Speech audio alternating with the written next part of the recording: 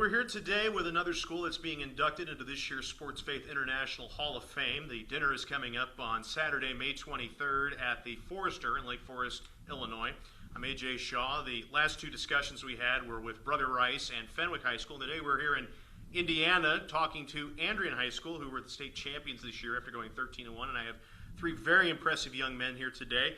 Rocco Algretti, who is a senior. He's going to Purdue. We got Sam Gibson, he's a junior, and we got Jeremiah Gonzalez, another junior. So, gentlemen, thanks for being here today. Congratulations on the state championship, and also on behalf of the Sports Faith International Hall of Fame, congratulations on making it into this year's Hall of Fame. Thank you, sir. So, I wanted to start out and talk a little bit about your season. 13-1, you guys won the state championship. What would you describe your team as this year? Give me like one word that you used to describe your team. Family. I would say family. Yeah. We really bonded, got closer throughout the season, and it was really something to just see us go from another team like at the start of the season, and then as the season went on, we just got closer and closer. Awesome. I would say as the season started, from the summer, seeing us progress week by week, just getting like closer and closer, especially throughout the season. Just we wanted one more week together, and it just kept going throughout the playoffs to our state championship. Yeah, it was just a really close mentality. Like, I think what kept us going was always working for the man next to you and feeling like you can be that close with a group of people always pushed us. What was the moment you guys knew you could be a special group of players? I wouldn't say there was a moment until the end of that championship game. I mean, we knew we were special in our own way, but I mean, we never really thought we were any different than any other team.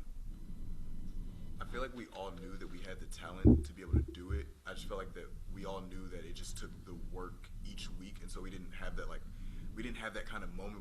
But we just knew going into each week that it's no matter what, it's still going to take the same amount of work or more. Yeah, kind of same answer. I don't think there was a storybook moment. I think it was just very working for the guy next to you and always knowing that you can be there and have someone next to you to help you out. So what was kind of the main goal, besides obviously winning a state championship, what were some of your guys' goals coming into this season? Well, Coach Skinner has a saying where, if you're part of this program, the coaching staff's goal is to make us into young, capable men once we leave the program. So I'd say that was a pretty important goal. Yeah, I think our goal was just, once again, we wanted to work for each other. We wanted to show that nothing is handed to us. We just want to, we wanted to bond as a family and bond as a group and just do the best that we could because we knew that, we had that potential. As a team goal and as my goal personally, I just wanted to show that we had what it took, and then to kind of bounce back from a loss last year and see that we can do something amazing. What does it mean to play for Andrean? Playing for a family that's been around since 1959. Playing for those same people who walk these halls before you and who carry on, and being those people that carry on that tradition from those past people who went here. Yeah, I know our coaches always say, you play for the name across your chest, not the name on your back. So you're playing for the people who came before you and the people who come after you. All the people who come to the games and see you wearing the number that they used to wear. So you want to play for everyone else besides yourself. Play for the family that you're with here at Andrean. Mm-hmm. It's a legacy. So like they both said, you're playing for people that have come way before and the people that will come for years to come. And it's playing knowing you're not the only person to have worn that number. You're always making someone proud, making someone have something to look forward to. So how are you guys able to kind of balance being student athletes with the academic side, but also having to be at practice every single day? Time management. Yeah. I think that our coaches make it a lot easier because they allow us to have that time, so they allow us study tables and things like that, and then just using our resources as well. I mean, most of our coaches are also teachers, so that helps you always have the foundation once here at Andrean and throughout our coaching staff to help you if you're ever struggling. It's kind of a different answer, but every morning I pray the Serenity Prayer, which is nice. To pray for the things that you can, or pray for the things you cannot control, and know the difference of what you can and can't. And I think that helps me a lot. It makes me not worry about things that are not under my control, so I think it really helps to balance my life. Is that your favorite prayer? Yes. Is there a specific prayer that you might say before a game? Before a game, I like to, we have a pregame mass in the chapel, and then we do grotto dedication. So we dedicate this game for a specific person, and I would always like to dedicate it to like my grandparents, parents, whoever, and say a few prayers and just to watch over me during this game, and how grateful I am for the opportunity to be here. The first game of the year was your lone loss to Maryville. What did you guys learn most from that game? That's not going to be easy, I'd say. I felt that we learned that there's still a lot of work to do. You know, that we can there's always something that we can keep improving on, no matter how big the win is, how big the loss is. There's always the little details that we can focus on. Okay. I think it taught us to communicate a lot more. Like, we obviously Yeah. had the talent and we're a really good team, but I think it helped us notice, like, speaking helps, and to, like, trust the guy next to you and not try and pick up more than you can chew. What are some things you guys do in the community off the field? Do you guys have like community service hours you got to fulfill before you graduate? We're in NHS. CMT, too, the school requires something called CMT, so it's a monthly service project. Okay. And then with NHS, too, you have to get certain service hours in before you graduate. Okay. What are some things you do? I'll start Soup with you. kitchen. Yes. We help out at the soup kitchen. Phil's Friends. What's Phil's Friends? Basically, the place in Crown Point, nonprofit organization, they pack boxes with like stuff that cancer patients would need while they're in the hospital. Okay. And And then work with the Nick Foundation, too, which is Northwest Indiana. I forget the last two. I don't want to assume and be wrong. Okay. But it also has to do with pediatric cancer, and it's just certain organizations like that we work with a lot. Yeah, and then also here at Andrean, we have YARC, which stands for Young Adults Really Care, where most of us, you can volunteer to work with young, individuals with disabilities. That's something that we all do, and so we throw like an Easter party, a Halloween party, and then a Christmas party, I believe, is the last one. And then though I know I have family members who work with individuals with disabilities, so I know they very much look forward to those things, so it's something that the Andrean School community gets to participate in. all three of us do that one a lot too, I feel like, yeah. Do you guys have like a favorite saint or a patron saint that you guys have chosen?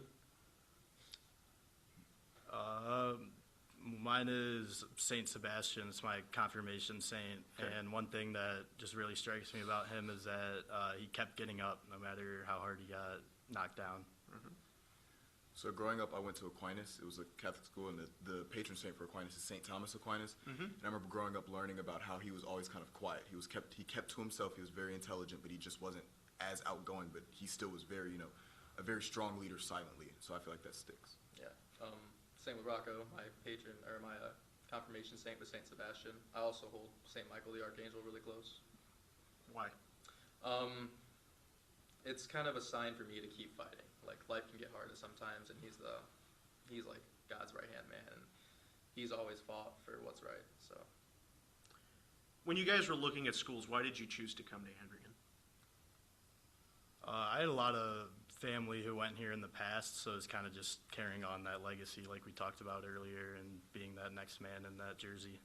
I chose Andrean because I have an older sister who went here, and throughout being around her and like being around Andrean while she went here, I realized just how I like the environment. It was a smaller school, you knew a lot more people, and I felt like in knowing a lot more people, you had almost a lot more fun. You felt a lot more comfortable, and that's how I feel now, so I'm glad I chose it. yeah. Similar answer. I had a brother that went here before me, and I mean, it was kind of made for me, but I would have chosen to go here anyway.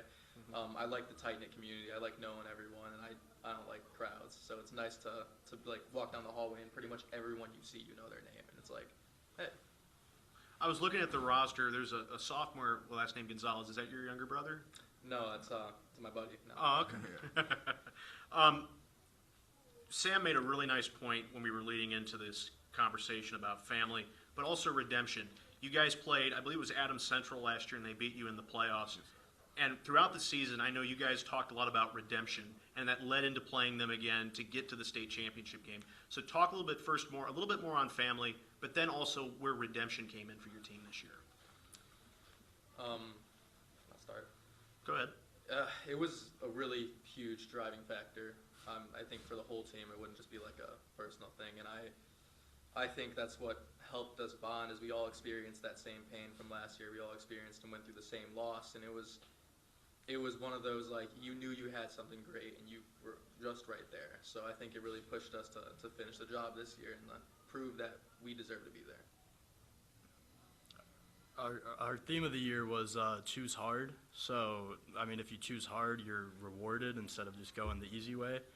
And our motivation towards working hard was to, like, just for that second chance to play that game again against that same team. Even though it wasn't guaranteed. Even though we knew it wasn't guaranteed, there was only a small chance we were going to end up playing them again. But if that happened, we knew we were going to be ready.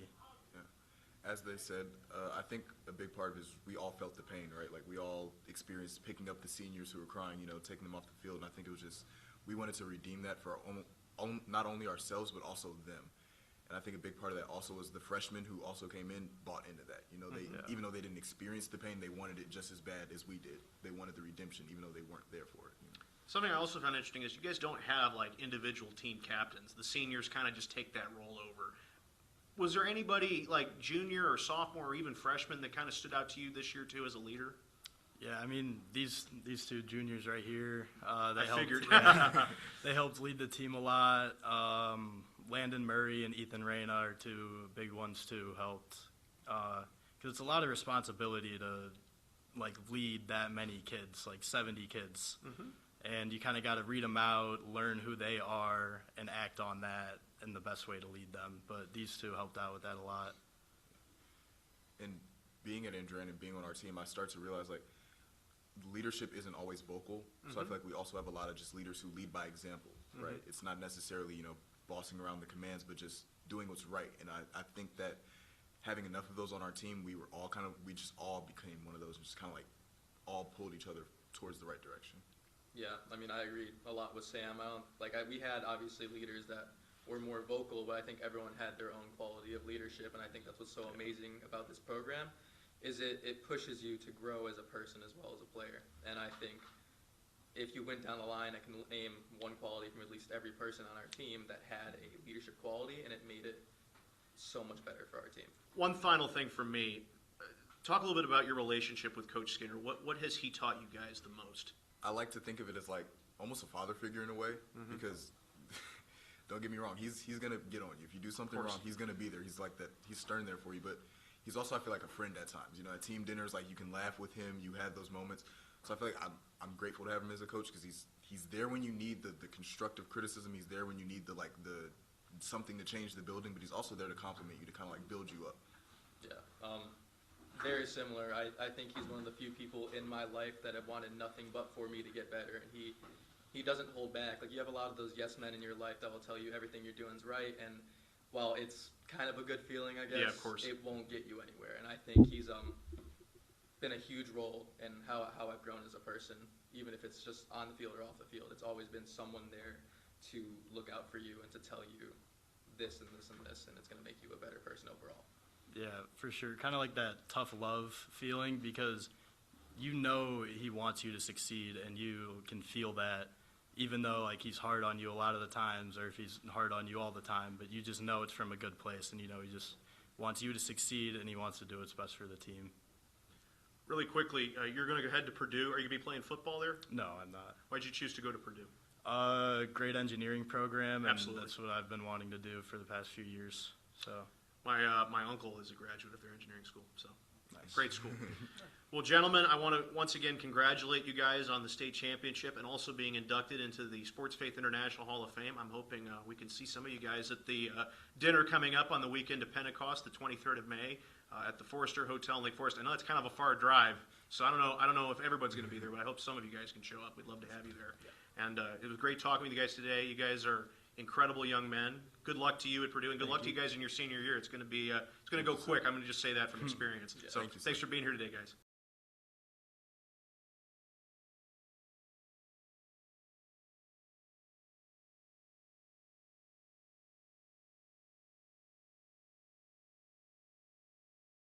We're back here for the second segment of our conversation with Andrean High School here in Indiana. I'm A.J. Shaw. We're joined by three wonderful guests today. Head football coach Chris Skinner. Joe O'Neill, I forgot what your position is. I'm the Director of Student Services here. Student Services. And we also have Denise Maldonado, who is the head of theology. She's a theology teacher, and she also does a bunch of work with the sports teams here. So thank you for being here today.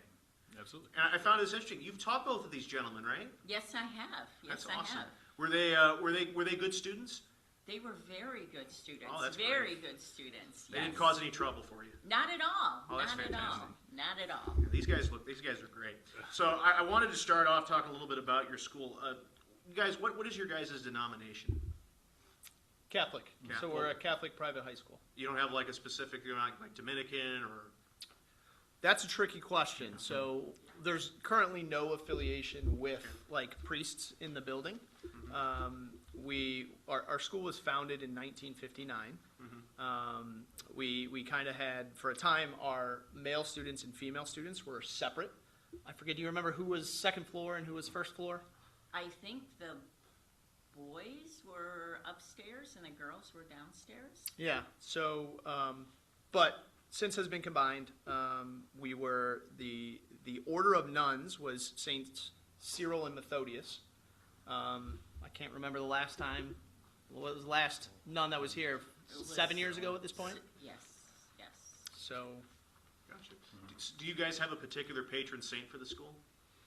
so Saint Andrew, which is the basis of the name Andrean. Okay. So when the school was founded in 1959, they chose Andrean as kind of a neutral name for male, female, as a representative of Saint Andrew. All right. So you're that football coach. You played football here, right? Correct. Yes, sir. So you played football here. You said you were telling me you graduated here in 2006. So you've had very long connections with the school. So when you took the job as the head coach, what was kind of like one of your first goals that you had when you came into the position? That's a good question. So I was an assistant coach on staff prior to being hired. Obviously played here, so I'd been around the program for a long time. So there's certain aspects of the program that can be life-changing, profound, and I know that from my experiences. So I think a big part for me was maintaining the tradition and the culture, but also then making sure that there was kind of more of a totality of the human being experience as part of that. So it shouldn't just be about athletics all the time. That there needs to be a place for personal development, spiritual development. High school is obviously a very formative time in a person's life. And so doing things that speak to that, whether it's leadership classes, whether it's things that we do now as part of, to emphasize our faith, Mass in our chapel beforehand, the grotto dedication that some of our players talked about. Mrs. Maldonado has actually talked to our team at certain points as well. But the point is it should be about the totality of that experience and not just athletics, academics, athletics, personal, spiritual. And so that's been something that I've thought very critically about and continue to do so in ways that we can do that so that when our seniors graduate, that their four-year experience here has led to something pretty profound in the end. And they're ready to go off into the world, whatever it is that they're doing, prepared for what's ahead of them. So Denise, I want you to talk a little bit about your role at the school with the theology department. What are some of the things you do with the different teams? So I am the head of the theology department, but beyond that, I'm the sophomore theology teacher. Okay. So every student that comes through from sophomore year forward, I've taught them. So I get to see them a different way than maybe Coach or Mr. O'Neill sees them. And the one thing that I would tell the students when I talk to them, like Chris said, I try to talk to them before the game, and I started this ritual way back, I don't even remember when, with a baseball team.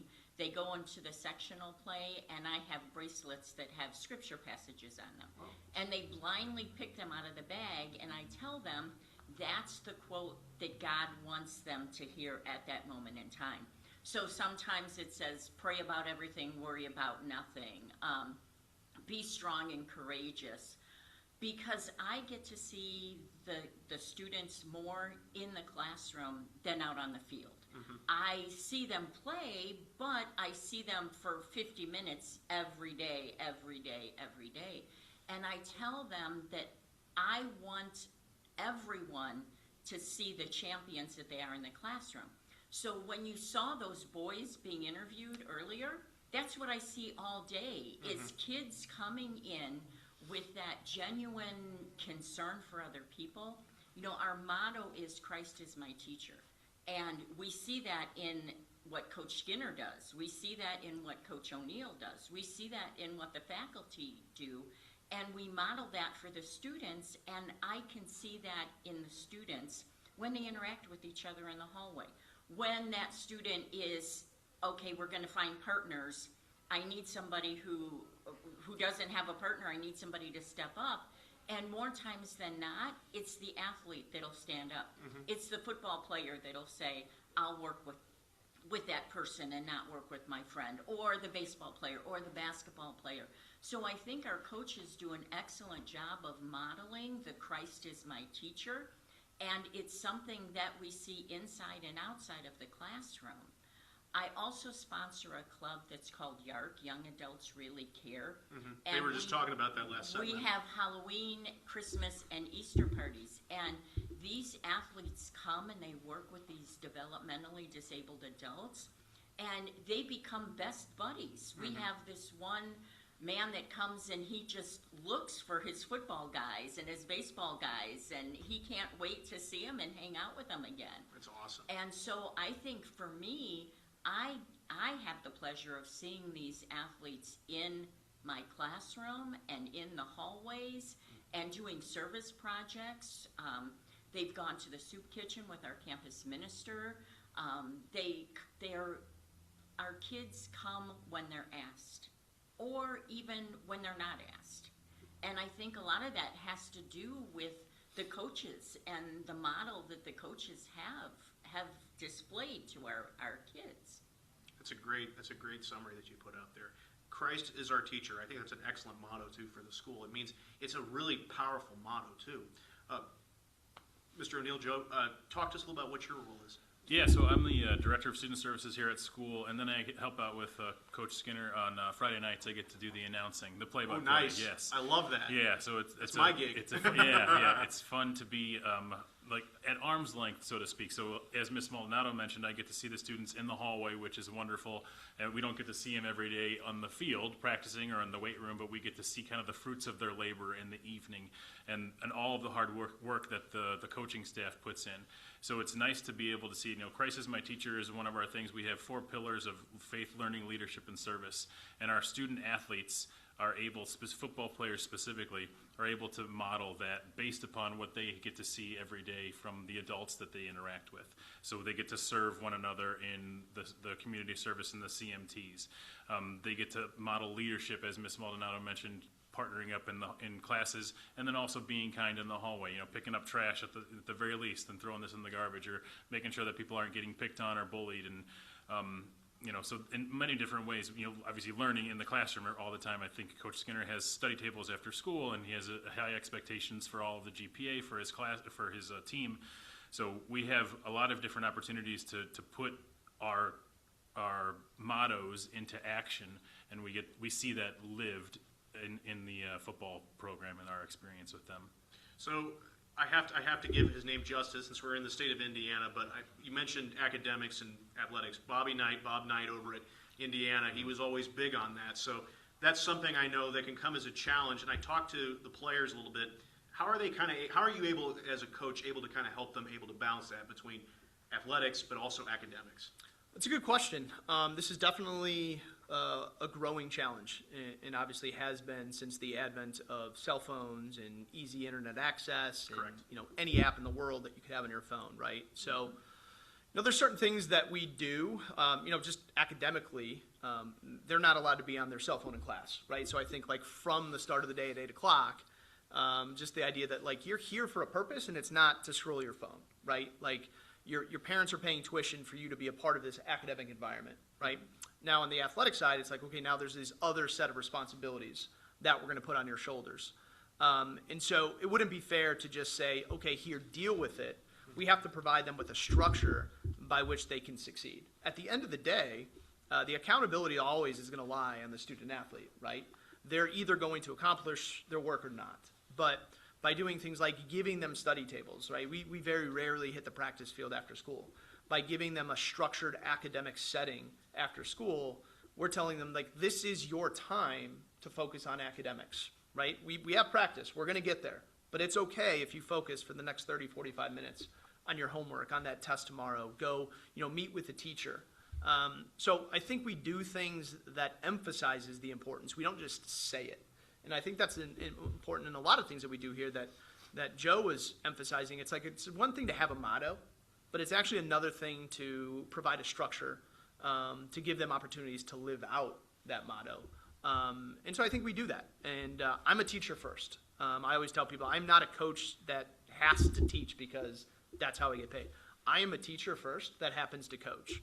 And so I'm constantly, as a teacher, trying to think of ways to provide a better structure in my classroom so that my students can learn. So when it comes to football, what can we do as a program to give them the best opportunities to succeed as student athletes? And so this is important for us to do because, again, I don't believe it should be, like I said earlier, it's got to be about the totality of that experience. It shouldn't be just win at all costs, athletics only. There's more to it than that, and it's important that we provide them with that framework. You teach biology, correct? Teach biology, engineering. I have an engineering course. I've taught anatomy and physiology in the past, generally a life science teacher, but yeah. You're a Purdue grad, right? Yes, sir. My dad's going to like that. He's a Purdue grad, too. Purdue grad as well. If I might add something. Go right ahead.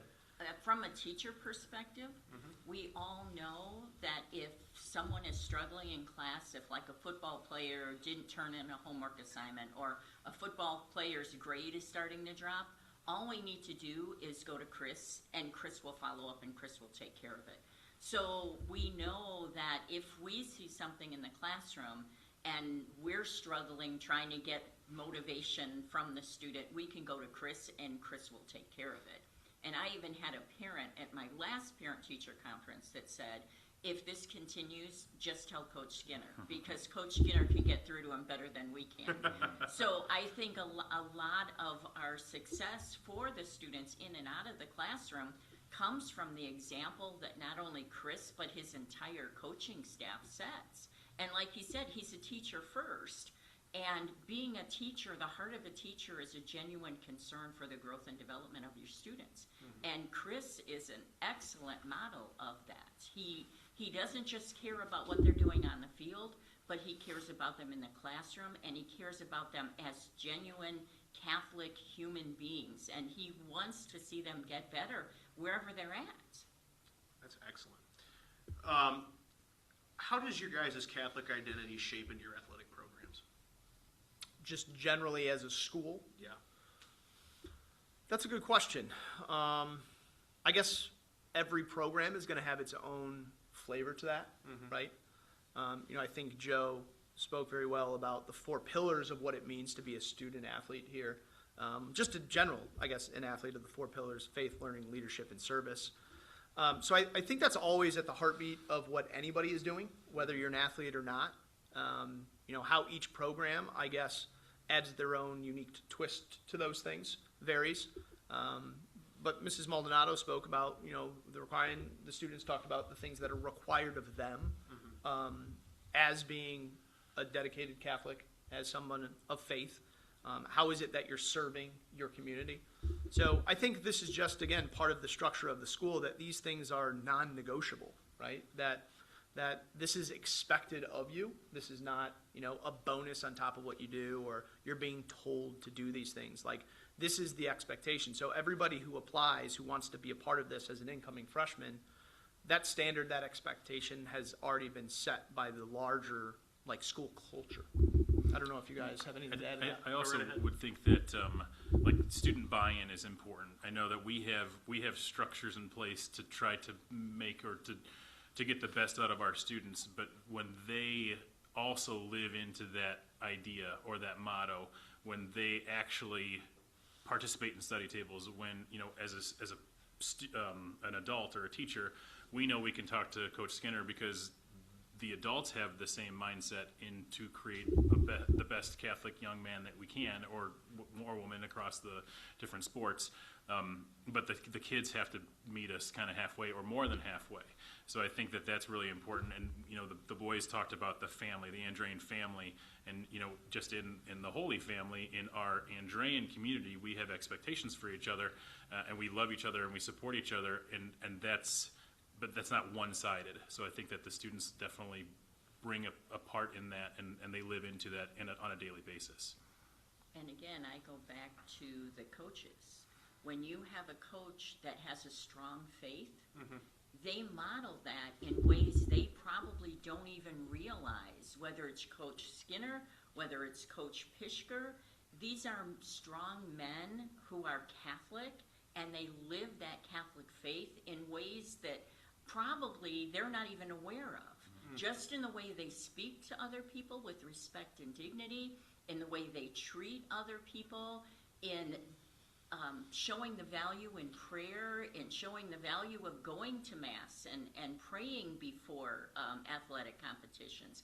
And not praying for a win, but praying to be able to do your best, praying that you model the kingdom of God.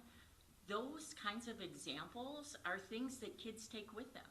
And I think that, like I said, a lot of our coaches are touching kids in ways that they don't even realize, just by the example that they're setting, by the way they treat other people, by the way they speak to other people, by the way they react to situations.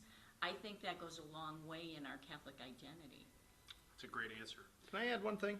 Go right ahead. Not, whether you guys add this or not, I think teaching as a profession, you're in many ways a servant leader. But, quite honestly, when conversations like this, I don't like that the spotlight is maybe, being put on me. This is a product of me being raised in this school and this culture, right? I am a graduate of Andrean High School. I know that as an incoming freshman, I am very different in many of these ways than I am now. But my 4 years here were so formative that, I want to give back. Part of why I applied after graduating and wanted to be here, and one of my goals in college when I wanted to be a teacher and a coach was to be here specifically because I know that this school and this school culture, I know that this system in place is not common, right? And so I think while we can sit here and talk about individual coaches and people, it's it's very important to understand that this is the expectation, the standard that exists here. And everybody plays a role in that. So, I don't know, I guess, maybe sometimes it's fun. I think you brought this up with Jeremiah. It's maybe fun to hear compliments, but it's at the end of the day, it's too heavy of a lift for a singular individual, right? I think if you pulled any random student out of the hallway, that they would speak generally, that they believe their teachers care about their personal development, right? Imagine what that's like for a kid to walk into a school as a freshman, as a sophomore, the formative time in their life, and to know and to be comfortable that the people that they're surrounded by, the authority figures and the role models, genuinely care about their well-being. How do you quantify that, right? So I think that's important to emphasize here, that it's not really about singular individuals. It's about the culture of the school, the standard of the school that really carries most of that weight. I think that's beautifully But said. then this is an example of what I just said. Yes. His humility, where he doesn't want to accept the credit for what he's achieved and what he's accomplished, speaks volumes to who he is as a person. I feel like everybody I've That met here humility. today has incredible humility. It's like an amazing virtue of the school. It's like an unnamed virtue of the school. Everyone I've met here has incredible humility. It's a really incredible virtue that stood out. I apologize. I didn't mean to interrupt you there. I'm sorry. No, that's fine. I was done. We talked a little bit about, with your players coach, about redemption. Talk a little bit about why that was the defining thing of your season. Yeah, so I always, so we don't have singular captains. We have what I call a leadership council, and every senior is a part of that leadership council.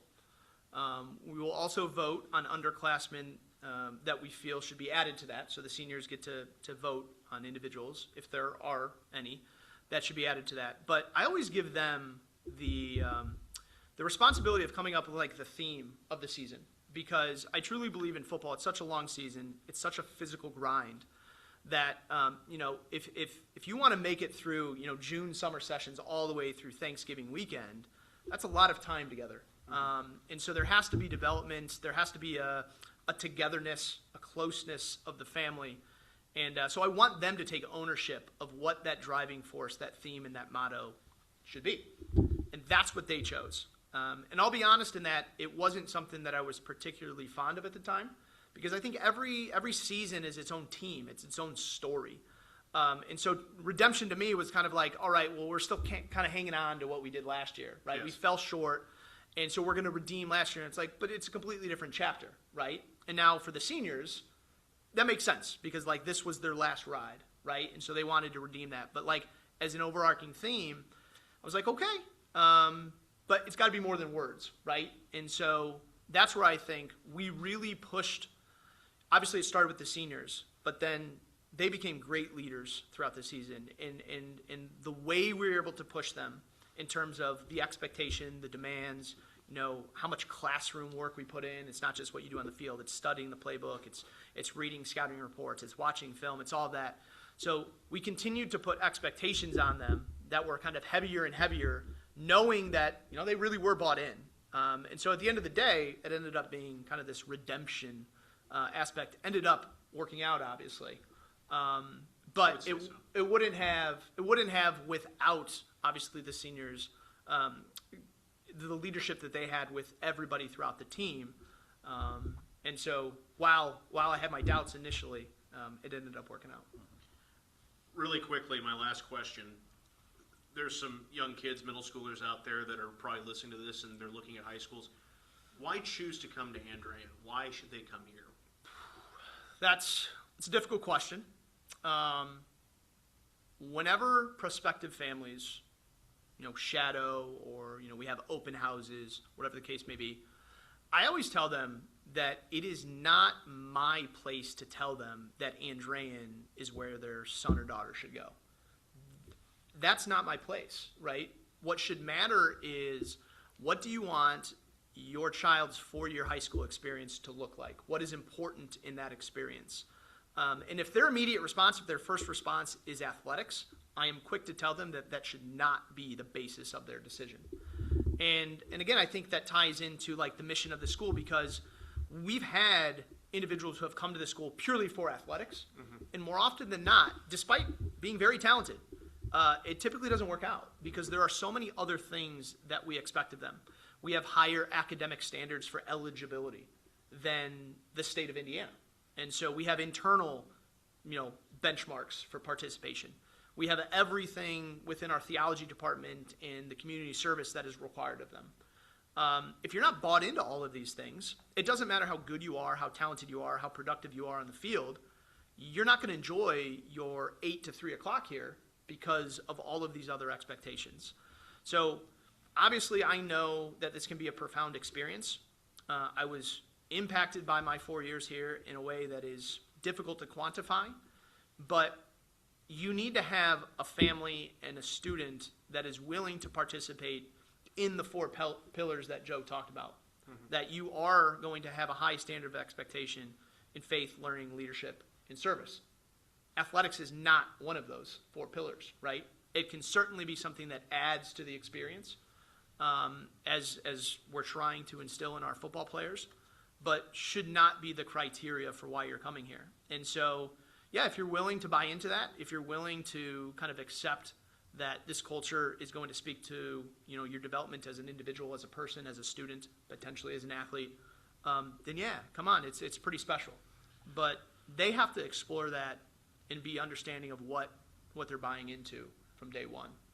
I'd add one other, just something that, again, it's hard to quantify, hard to say like one specific thing, but as you said from the top here, so Ms. Maldonado taught both Chris and I, as well as multiple other current teachers that we have in the building. And Chris made a really good point on his 4 years, his formative years of high school, and then they were so good that he came back. So how often is it that I never want to see a high school again? That like those experiences, those people, when you graduate from high school, I'm done with high school. Yep. And we had such a good experience that we came back to the building. So that is a marketing tool in and of itself. And I think that's what we enjoyed our time so much, and it's such a great opportunity, a great school for a well-rounded education, a groomed young man, right, or woman as they come back. That can sell itself, I think. So that's something that definitely we want to highlight as well. And I can give you a couple of perspectives. One of the things that I did for the football team specifically is, as they were coming out on the field, I would be taking tickets or selling tickets, and I would cheer them on as they went by. Come on, boys, you got this, you got this. And then they said, tell them no bubbles. So I'm like, okay. So they're coming by and I'm like, no bubbles, boys, no bubbles. And then afterwards I'm thinking, was that a good thing to say? I don't even know what I'm saying. Yeah, I'm not sure what that is. Yeah, it's the point of it is that I think when kids come here, I specifically want them to know they're seen. So those football players are going out there, and it means a lot to them if their teachers know that they're out there and they're doing it. So one of the reasons that I'm so involved is because I want them to know that they're seen. Go to track meets and watch the track kids run and cheer them on, and because I want them to know that it matters. I want them to know that they're seen. And I can speak as a parent. My 4 kids graduated from here. And I'm from Crown Point. And my kids could have gone to Crown Point, and they would have had a phenomenal education, I'm sure, at Crown Point High School. But they also would have been lost at Crown Point High School. They would have just been another person that goes by in the background. They came here, and they accomplished things they never would have accomplished at Crown Point High School. They came here. My oldest daughter was student council vice president her senior year. That never would have happened, but she gained the confidence to do that because she was here and she felt comfortable and she was confident in who she was to be able to do that. My son was on 2 state-run football teams, one winning, one runner-up, also coached by Coach Skinner, and he said he always remembers Skinner yelling at him, but it was a good yelling.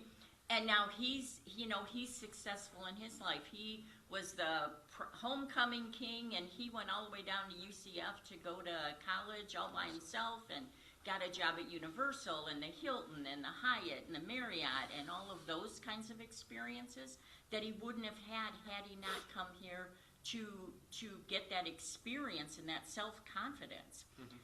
My 3rd daughter, she's my pharmacist daughter. She also graduated from Purdue, but her and Skinner had the same teacher, and that was the only class they got to be in was from this one teacher.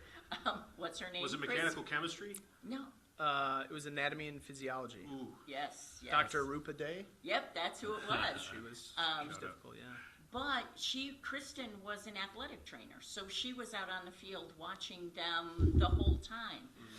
My youngest daughter also gained the confidence, and again, they could have all gone to Crown Point and would have done fine, but the fact that they came to Andrean, it was small, it was a family, they were seen.